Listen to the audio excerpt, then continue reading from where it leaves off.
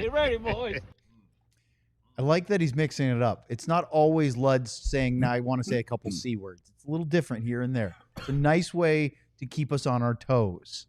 This is the DLLS Stars Pregame Show. And coming up tonight, we're going to get you ready for Stars and Avalanche, which won't be nearly the same intensity as the one that will be 14 days from now. 2 weeks until the Stars and Avs play for real, but they're going to play twice in preseason. We're going to talk about it as they get ready to play in Denver tonight, right here on DLLS.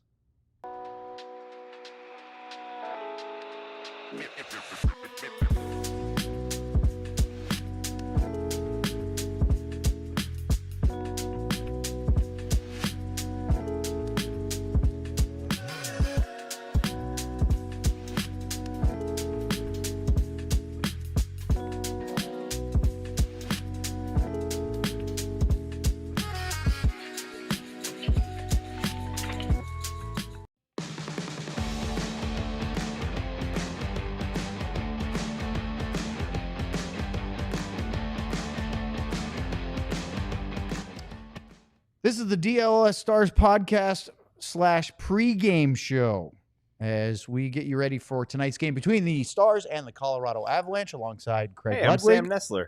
Not Yosemite Sam, not Hot Sam, not George Costanza Sam, just plain old Sam. Just me tonight.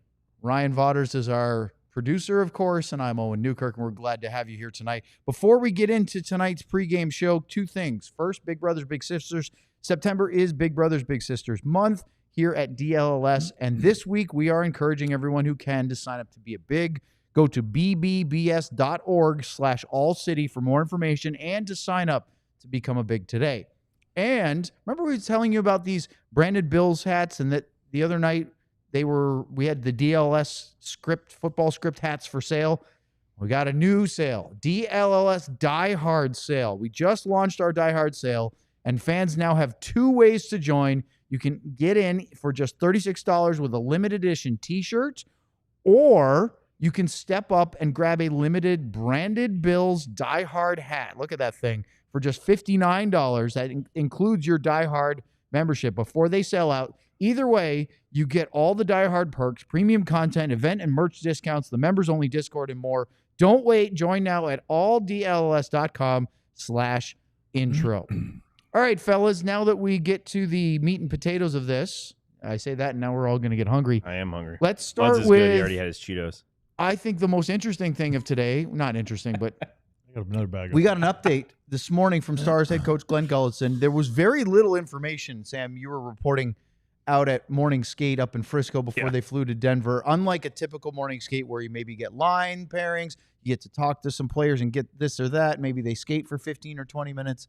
This was a perfunctory, peck on the cheek on the way out the door. Yeah, it was very funny. They had the game group at the Comerica Center, big game ice for maybe 15, 20 minutes, and half of that was warming up. They ran quick power play units, and then I ran over to talk to Glenn Gulletson, who spoke before the other group went on the ice and skated in the other rink. It was a chaotic morning, but it was fun. Only thing we really saw was power play units for the game group tonight, but that was also interesting because not a whole lot of power play guys. We're going to talk about that in a minute, but just as far as what you hear, the thing that I saw tweeted that was most interesting was Gulletson gave a quick update about Jamie Benn, just that he'd been in contact with him. Yep. He's been texting him. I think he had texted him right before he went into surgery, and then he was texting him after the surgery was done. According to Gulletson, surgery went well. Everything was successful. Benn's in recovery. The expectation was for him to be in the hospital for 2, maybe 3 days after the surgery. So that's the plan now. And Gulletson said if he's still there tomorrow, that he and a couple of people are going to go visit him. So all good signs, at least from what we're expecting from the captain over there at Parkland Hospital. Luds, you talked about this a couple of days ago, the importance of the relationship between head coach and captain and an NHL team. Now, this clearly is not what they had in mind in terms of trying to bond that relationship stronger, but can something like this, where a player has to go through this kind of stuff, not necessarily specifically a punctured lung, but injury, timeout, can that be something where a coach can do a few things to maybe get them a little closer? You know what? I think this bond goes way back. So I think these guys have a relationship, the two of them. So I think it's just a head coach. In my opinion, knowing Gully a little bit, I think that regardless of who it would be, he would do it the same way. You know, I mean, your captain obviously is one thing, but there'll be communication with Jamie, obviously with all the coaches, I would assume, through this process, and obviously some of the players. All right, so the follow-up, Luds, to that is you look at where this battle stands in the lineup because of Jamie Benn not being available now for what we presume is probably more than the 4 weeks that Jim Nill told us, because he said he has to do no activity for 4 weeks, then reevaluate it. That doesn't mean ready to go. It means now he gets to, you know, if he's cleared, he can start working out and get – it could be 5, 6, 7, 8 weeks. We just don't know. It could be longer depending on the severity of the injury. But as you look at this sudden storyline, any thoughts on the guys that are trying to maybe earn a spot on the NHL lineup? Justin Briscovian scored a goal against Minnesota the other night. Adam Ernie, I think, tied for the team lead in hits with 4 and keeps looking good. Nathan Bastian also had a bunch of hits and had some really good scoring chances early. Any of those guys doing what they need to do to try to get notice as we approach the final 12 days before the season opener? Well, for me, I keep going back to Ernie. You know, I think he's played well. He does everything, and I didn't realize he was 30 years old till Sam told me tonight. So it makes sense, you know. And what I was saying to Sam before we get going here is I like what they're doing about giving him an opportunity. I mean, he's playing a lot, and he gets in the games, and you know, a regular shift, and he plays generally up on top and gets all those opportunities. And as Sam said, not just for maybe here, but if it doesn't work out here, gives him a place possibly from other teams to watch him. So my big thing is who are the lefties that can get over on that side? I mean, we were short of lefty, we felt like, in the beginning of this. But the one guy I think that, and again, he's a righty, but is Bastian. You know, and he's played well. He's done exactly what you're asking for. And I would think he would be an excited guy right now because he understands what his role is. But with the conversation and everything that Glenn Gullicks has made public about having, you know, little meat on every line, I would think that he feels like he rolls right into that. Where he'd be in the lineup, I don't know, and I don't think he's the kind of guy that probably wants to play in his offside. But we'll see where that goes. And the one guy I think I see bouncing up and down over there is Sam Steele. Yeah. You know, I mean, for me, that just seems like the guy that can jump into one of them spots. Adam Ernie, you mentioned he keeps getting opportunities. This will be his 4th consecutive preseason game. He may play all 6. What more do we need to see from him to be able to say, I think he can win this job? I don't think it's what I need to see from him. I think it's what he needs to see from himself is the puck go in the net. Yeah. I think that would be the one thing that he knows that he has to be able to show that he can score a couple goals, because he does the other things, but there's a lot of players in the league that are younger that do a lot of things too. So I think you're a 30-year-old guy, not going to cost you a lot probably to get him on your lineup, but I think he wants to be able to put the puck in the back of the net. And it's not like he's got to score every game, but I think he has to be effective, and I think he is, and he's getting his opportunities. And you know, and it was him that had that one wraparound from the back on the goal line, right? And just jamming the skate, yeah. And when you see that, he's got the quickness, and he's got the vision, and he can think the game the right way. So you know, I think that's the main thing, is get a goal here. Curious, Luds, for you, if you're looking at this situation and Jamie Benn is out, how are you looking at it as a coach? Are you looking at we need to find someone to replace Jamie Benn's type of play on a line? Or are you looking at who is our best option to play in the top 12 in general? The way I look at it now, with what Glenn Gullicks has said, he's asking everybody to pick up a little bit of what Jamie does in the game. And I'm talking about when Jamie's in the lineup. He wants 3 or 4 little Jamies out there, you know, and they're not going to have the same kind of impact. But I think that you're not gonna replace Jamie's leadership and things that are in the room. But I just think it's a big opportunity for a couple guys to understand what Jamie, you know, what kind of player he is, what he does along the walls, what he does in front of the net. And it's an opportunity, again, I keep using that word, for somebody else to go to the front of the net on the power play if they get the chance, finish some checks along the wall, and play a greasy kind of game. All right, I want to show the Stars lineup expected for tonight, Sam, because we didn't get lines this morning. Correct. But you did get power play units. And so while we have this card up, let me read them off real quick. And then, Sam, I want your impressions of this. You had PP1. This was from your tweet earlier. Nils Lundqvist, quarterbacking with Colin Blackwell, Antonio Stranges, Justin Briscovian, and Arttu Huru.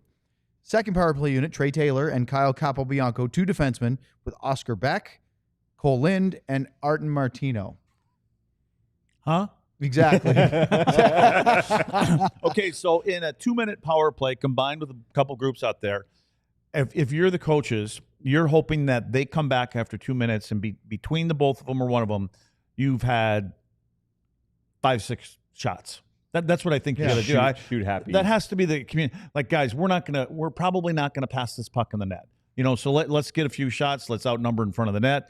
Let's play. Let's be direct. And it'll be curious if they even want to run their traditional entry, or do they just want to get it? Let's get it in. Right. Go run a few people and get pucks to the net. It's funny you mentioned that because like I mentioned, the only thing they did today was power play, and it was pretty much let's win a face-off, let's move it a couple times, and let's put it to Well, net there you go. every time. You got Sam. You know what the KISS system is now, right? Keep it simple, stupid. There you go. He's learned. That's your power play motto is KISS. Yep. Keep it simple, stupid. All right, show that again if you would, Ryan. As far as the actual lineup, as opposed to just power play group, you can see that it's very youthful, right? A lot of guys we saw. A lot of Utes. 2 Utes. There's a few What's Utes a out there. Ute? A couple NHL guys, especially, of course, we're going to see another game for Lundqvist, second game now for Liam Bichsel. Luds, I was going to ask you this the other night, and we didn't get to it. Speaking of Bichsel, as you see Petro getting in there, Kolyachonok still, Trey Taylor, what are we looking for with Bichsel as far as his growth for his first full NHL season? More of what we saw the other night. I was very impressed with this game. Yeah. And again, it was the passing of the puck. It was moving up with the play. And again, I know that we're not playing against full rosters, but his same physical self. And I don't think he was running. I felt like last year we wanted him to hit. I mean, the team wants him to hit. Yeah. He knows he has to hit. But I think last year there was an emphasis on himself to run out of the way sometimes and hit people, that's what almost you want. Leave his post. You know what? I think he wanted to establish that's who he is.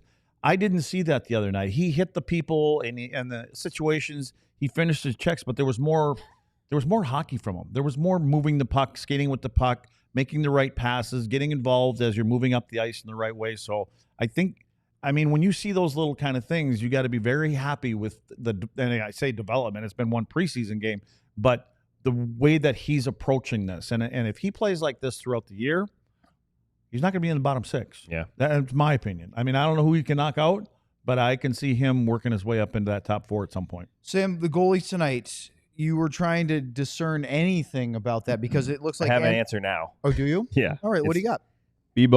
Antoine Bibeau. Bibeau. He's going to start? Starting against Scott Wedgwood. Okay. That is officially the starting goalie. So we have that. That's good. Yes. Thoughts about the goalies in tonight's tandem and what that means for maybe the AHL roster? Yeah, that's been the interesting thing to watch at camp, right? Is not obviously we know the NHL goalies and we know the AHL starter and Remy Poirier. So it's kind of been who sticks around, who ends up going to Idaho, who gets a chance with. I'm laughing because can you tell everybody how you know Antoine Bibeau is starting? The Stars video of them skating out on the ice. So you watched the video and he was the one that led them out. So oh, okay, must be starting. Yeah, because we didn't know this morning. No. I love that. You got to use the cues, But it's interesting because we didn't, a lot of people thought maybe Ben Cross had the leg up on a lot of these goalies for that backup job or splitting time with Poirier down there in Cedar Park. Now it's not. He hasn't exactly impressed at the prospect games when he's gotten chances. I don't think he's played in the preseason at all, and he's kind of been the odd man out. He's been the one skating with Group C or the one skating late when they only have 2 groups. So it's interesting to see whether with Arno Tiefensee and Antoine Bibeau of who kind of gets the leg up there, and Bibeau's got a chance tonight. Tiefensee I don't think has even played, right? He's still pretty young. Did he play a period? And then he was backed up Jake, right? Jake ended up playing the whole game. Yeah, so this is a good chance for him tonight. I don't know if Poirier is going to get in or they're going to try to give Bibeau and see how he is, but huge opportunity to impress what I think, to me at least, feels like an open competition for that backup job. Actually, I think Tiefensee, was he the backup for Casey DeSmith? And did Cross back up Jake the other night? I think that was what it was. Either way, Luds, I was looking at the Avalanche didn't even release a lineup this morning. Nobody had any idea. The Stars had it. And so I put it out there, and all of a sudden the Denver media were like, oh, look, the Colorado's got a lineup.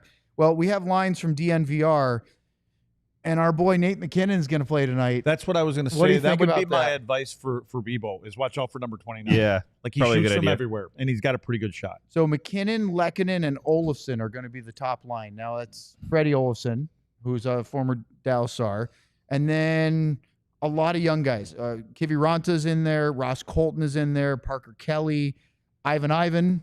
Those are the ones that we might know from the forward group. But we are going to see Scott Wedgwood start this one tonight. Yeah, Brent Burns in the lineup. And Brent Burns is going to play his first game for Colorado. He's going to be a good player there. I mean, what is he, 41 I think now? he's 41 now. 41. I thought he said he was 41. Yeah, you wouldn't know it, but I think he's going to do well there. It seems like he's fit better than he would in Carolina, right?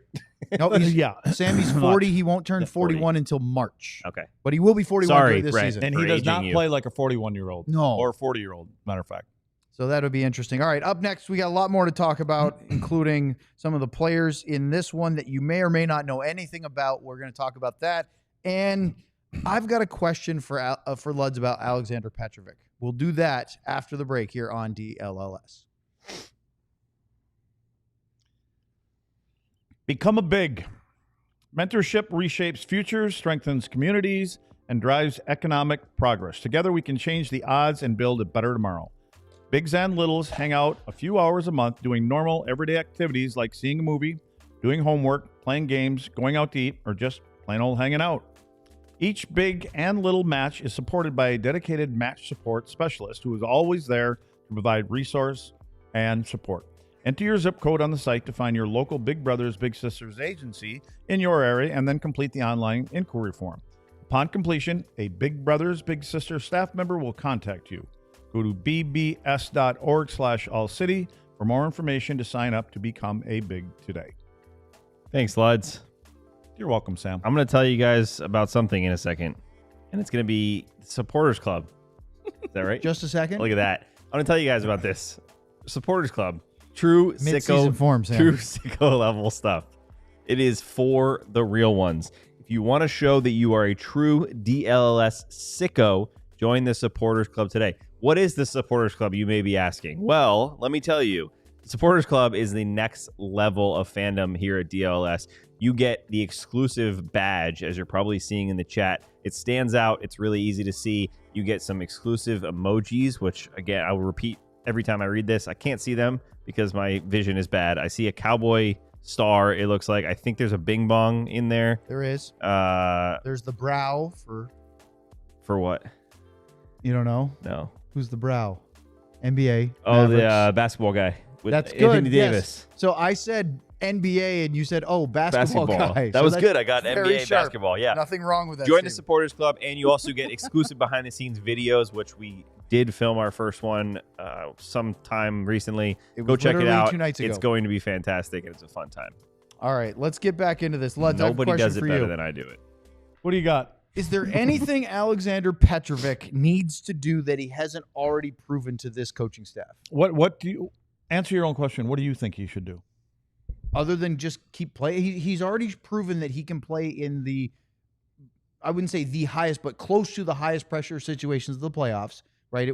It wasn't Game 7 of the Stanley Cup Final, but he's played deep into 3 rounds the last 2 years.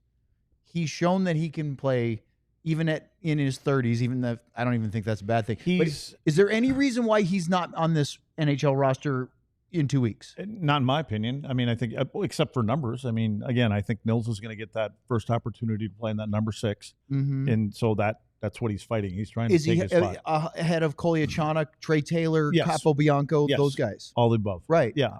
So he should be an NHL regular this year. I think where a mistake would be made from him if he thought he had to go out and score some goals. Yeah, change something. Yeah, right? and don't be who you're not.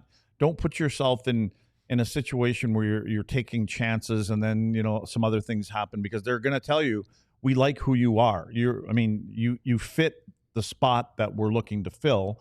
And his answer, his reply would probably be, yeah, but that spot's number 7, it seems like. Yeah. I want to fill number 5 or 6. So what do I need to do? And then the honest answer is probably, well, when someone isn't performing the way that they're going to, that's going to be your opportunity. But I do think that the 6 that are there are probably always going to get the nod over him if they're all playing well or they're not injured. That's and the he's key. Just in that spot. Yeah.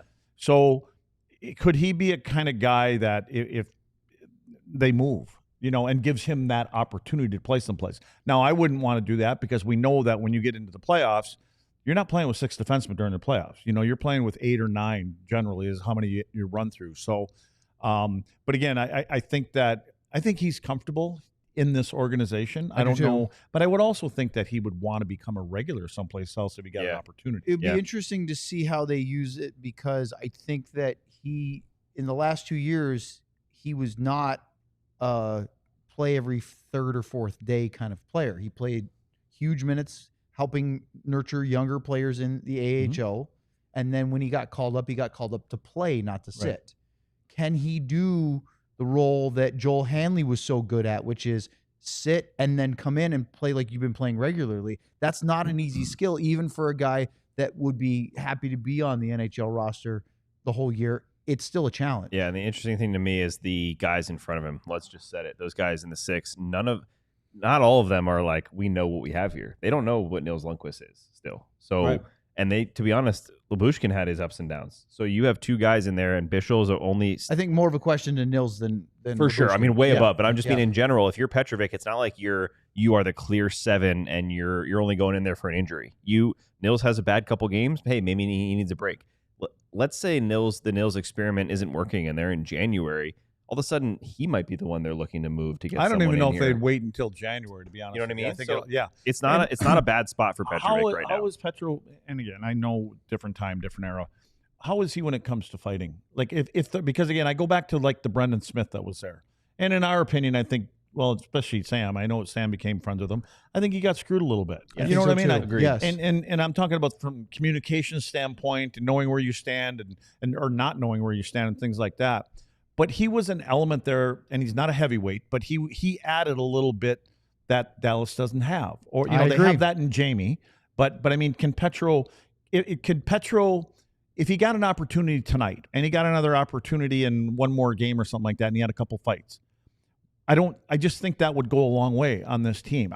Because I think again, he can do it. He's got a lot of fights. I'm looking at hockey fights, and he's got a big history. I'll never forget, and he's not going to like me repeating this, but I remember when it's a long time don't tell ago a story when he got KO'd or something. It was. Jamie Alexiak one-punched him. Well, then that's here's the thing, big kid, but back then he wasn't. Alexiak has never played like Bischel. Yeah. But he did that, and I remember the coaching staff for the Texas Stars saying that he needs to do more of that, Alexiak, because teams would be afraid of him if he acted like. But that wasn't his nature, and there was a joke going around, kind of well, maybe Alex Petrovic might be a little wary of Jamie Alexiak, but nobody else is. So, sorry, Alex, but honestly, yeah, he can do it. This is totally not part of tonight's storyline, but you talk about Brendan Smith, and I just wonder, with a different coaching staff, right? Would he Brandon Smith wouldn't be a bad option as a 7/ certainly help you with 13 guy, forward, yeah, right? Yep. And maybe it would just. The thing is that he said this publicly, Luds, to us multiple times toward the end of last season before the playoffs started. Brendan Smith did this, and he said, "I've never talked with Pete DeBoer here. He doesn't talk to me." He goes, "I talk to Naz, and that's it." That's a bad thing. Yeah. And it sat very poorly with me. And Sam, I know you didn't like hearing that either, because don't we hear this from every coach about today's modern player? It's all about communication. How do you not talk to one of you guys on your roster? And for the most, talk to Jake either. And for the most part, when you have those players that are in those and so Bastian would be the same kind of player. Yes. Yeah. Yep. But most coaches I know respect those guys more than other players, just because of their role. Their opportunity to get in the lineup isn't there, but when they get there, you don't know that they've missed 4 or 5 games or a week or two. They come in and they play the way that you're asking them to be, and which is first. Practice every day. I mean, and again, there are no days off, and when there's optionals, you're there, and all that kind of stuff. So I think back to Petro. I mean, if Petro and you know what, we saw a couple of big hits from him in the playoffs. If he plays that way all the time. And again, I think it's Nils's job to lose, or spot, I should say, to lose. I agree. Think they're going to give him every opportunity. But as you guys said, with Gully being there, knowing that want this team to be a little bit more difficult to play against, and last year, I think if he was a partner with Bischel, that's a heavy pair to play against, and sometimes we talk about Nate McKinnon. McKinnon wants to come in on either side. Like sometimes forwards, especially a McKinnon kind of guy, he can be from one side to the other, but now he can't run away from guys like that when you have 2 of them out there. So We'll see where it goes with Petro. I hope they give him a fair shot. All right, a couple more things to talk about. One is, Sam, Wyatt Johnston had a 3-point night in Minnesota. Kind of felt like he probably should have had a 4-point night. Is there anything after watching that game that suggests that he's not ready for the regular season already? No, and I think the only question with Wyatt right now is where is he going to play? And probably all over. Yeah, that's the answer, I think, right now. Is like I wouldn't be surprised to see him up with Robertson and Hintz once in a while, or up on the left wing of Duchesne and Sagan, or centering. He's looked really good with Maverick Bourque, not just in that game, but I know it's silly to say, but at practice and training camp and scrimmages and stuff, they look like they have a chemistry, an understanding. Maverick Bourque just looks like a totally different person around the rink every day, totally new level of confidence and just a smile, which I think Robert said it to me today. He's like, I think I've seen him smile more in the last week than I did all last season, because it was a tough year for him, talking about guys that, had a tough go and maybe didn't have the full trust of the coaching staff. So for Wyatt, it's just going to be interesting for me to see where he plays and what type of role he has, because he's starting to learn the center position has a little more responsibility in the defensive zone in this new system that Golitzin has and the coverage they do, but he also likes it and it's more natural to him. So I think it could be a huge year for him, and he's clearly showing. I think Golitzin said it this morning, like Wyatt he just doesn't need space. And that's what that's how you get to elite level of NHL players, when the guys say we can't defend him and he doesn't need to have that step in order to score. And that's what we saw in the last game. That's good news for Wyatt, because there's a lot of players that can make their own space. Wyatt doesn't have that girth or that size. You know what I'm saying? Or really the speed. He needs that vision. His quick hands and how he darts in and out of spots and gets the puck off his stick, so quick is, all the things that he needs to be that guy. Vladislav Kolyachonok will play his third preseason game tonight. He's a great skater. He's tougher than he looks size-wise. He's not that big, but I think he plays a little more physical. We haven't seen a ton of it, but is that enough for him to make the NHL opening night roster? How old is he? 23, 24? Yeah. I mean, there's a guy that should be looking to take Petro's spot. Yeah. I mean, a younger guy that might be more eager to play, eager to drop the gloves if he wants. You know what I mean? So doesn't strike me as that being that kind of player, though, does he? Well, I don't know. We don't know. I don't know enough about him. Yep. But he's got the size, he's got the length and his reach and all those kind of things. I think he's just got to be a physical guy, move the puck, and he'll get his looks. Sam, there's a couple of preseason debuts tonight. Ayrton Martino, Connor Punnett. Do you remember anything about them from the prospect games we saw a couple weekends ago? Martino is a good player. He's a very speedy. He maybe just looks small because he's with some of these giants now in training camp, but he's a very quick, shifty guy, left-handed winger. He's going to get a chance, as we mentioned, on the power play. I think that it's hard with these guys because they're not. It's hard to relate them to for like a general fan to relate what level they're at. But he's a good player, fun to watch, and a lot of skill. Punnett's just a left-handed defenseman, which in itself is enough because they don't have a whole lot of them. So two things. One, Martino played nice. A little friend flying around, swimming around in my drink. So Martino played for 4 years at Clarkson, and he was teammates with Trey Taylor. Oh, I didn't know that. Which is interesting, right? The Clarkson connection. I think that's they probably went to watch Martino play, saw Taylor, went, ooh, that's interesting. And, of course, he's a Stars draft pick, 3rd round. But Connor Punnett is an interesting one for me. And Luds, I don't know if he'll show it tonight or not, but in the prospect games, here's a guy, he's not 6'5", but he's hard physical defenseman. He's not super flashy, but he looked like he was ready to start something around his own net. He was cross-checking guys. He was pushing guys away from his goalie. And I thought you'd like him immediately. Let's hope so. So keep an eye on those. Now I'm actually 35. a little excited to watch this game. I think he wears 35. And he wears 35. It's something to look Just for. keep an eye on that. All right.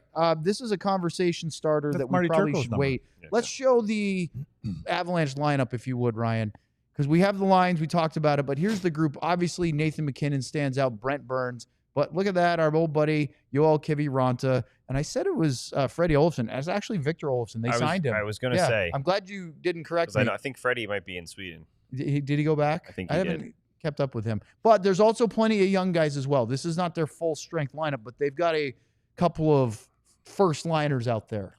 I'm looking at that decor and I'm like, huh? Yeah. Who?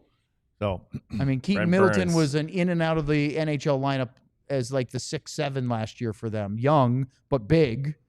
And then you've got Burns, and Burns is a guy that's been around forever. So Scotty Wedgwood. Wedgwood's Getting the first start tonight. or second start, he played 20 minutes. Yep. They played a split squad game, home and home with Utah on the same day, and they won both of them for whatever that's worth. But they literally sent half of them to Salt Lake City, Stars used to do half that. I at remember home, that. and they did it. And there you have it. That is your pregame show. The other topic I was going to do, but it's going to take way too much time, is Sam and Lud's talking about the details about deep zone coverage under Gully. That system love talk it. would not be a 2-second thing. That's a 2-segment thing. Maybe we'll find some Do it examples this week. tonight. Yeah. We could even do it in the post-game show. Put them on the So, chalkboard. thank you for tuning in.